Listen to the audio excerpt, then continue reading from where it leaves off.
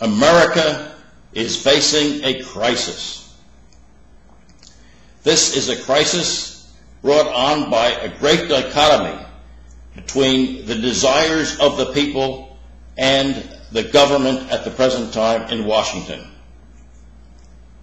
According to the latest opinion polls, Americans, by overwhelming numbers and by tremendous margins, are showing an interest in and support for the right to keep and bear arms.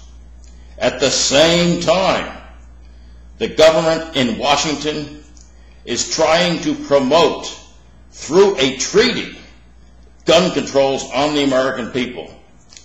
The reason they are doing this is because they know they can't get it through the ordinary legislative process.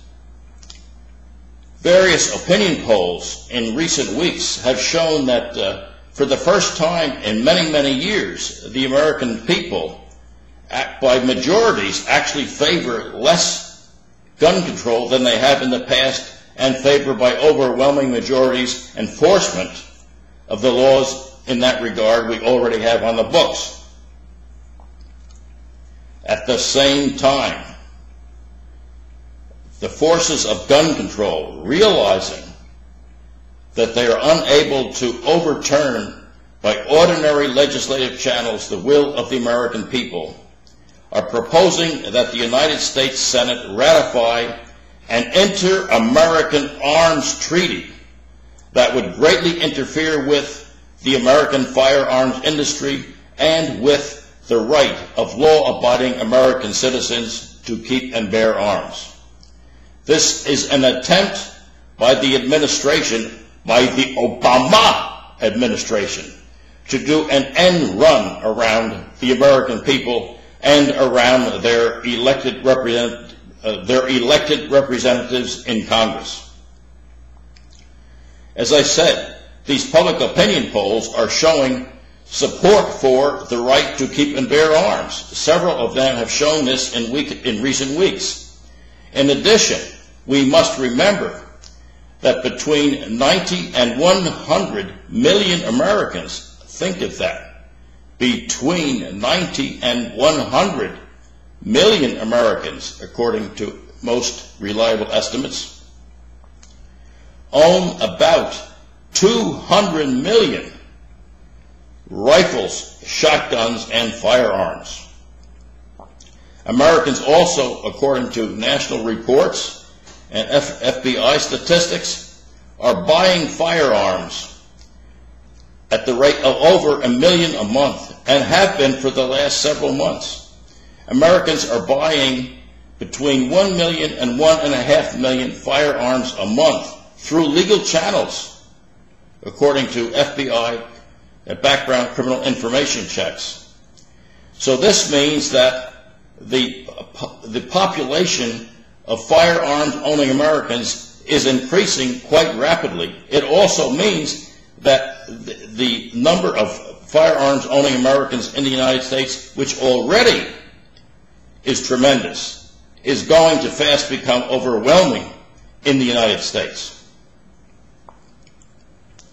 Now, at the same time as this is occurring, the Obama administration and its lapdog supporters in the general media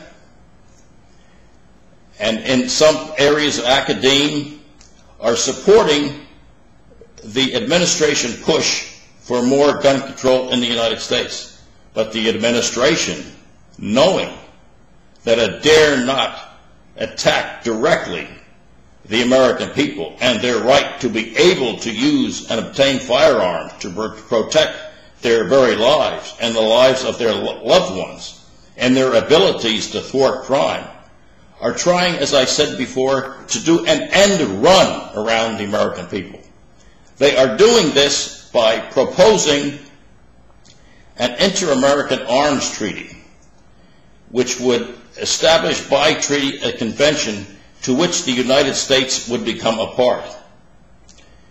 If this treaty were to be adopted, the United States would be obligated under the terms of this treaty, if it signed it, and the treaty would enable the promoters of this convention to interfere with the manufacture and distribution of arms in the United States. Therefore, the government would be able to a certain extent, do an end run around the Bill of Rights, the Second Amendment to the United States Constitution, and the laws which have been made to protect the right of law-abiding American citizens to keep and bear arms.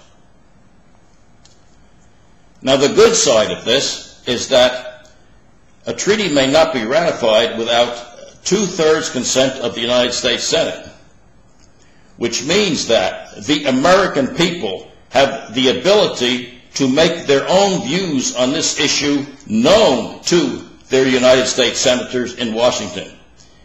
Every law-abiding gun owner in the United States, every American who loves freedom, every American who wants to protect the sovereignty of the United States can write to both of his or her senators and demand that they not sign on to ratification of this treaty. What the government is willing to do, is trying to do, is to subvert American sovereignty in an attempt to subvert the right of law-abiding American citizens to keep and bear arms. Think of the double attack on America that this policy involves. It involves taking away from the people some of the ability which they traditionally have enjoyed under the United States Constitution, and placing this, to a certain extent, in the hands of an international convention to which the United States can become a part, or would become a part. This would be, to a certain extent, a subversion of American sovereignty. A subversion of American sovereignty. This, in effect, would be an attack on the Constitution of the United States, an attack on the rights of the people of the United States, a limitation on the government which the people of the United States selects. It is time for the people to wake up. Now is the time for the people who are in the majority on the issue of firearms control, who are at odds with the government as it is established now in Washington, to wake up, to strike at the heart of the enemies of American freedom. This is our time. This is the time for the American people. Now is the time to strike at those who would subvert American freedom. This includes the administration. It includes every American in the American Congress who would vote to support this treaty.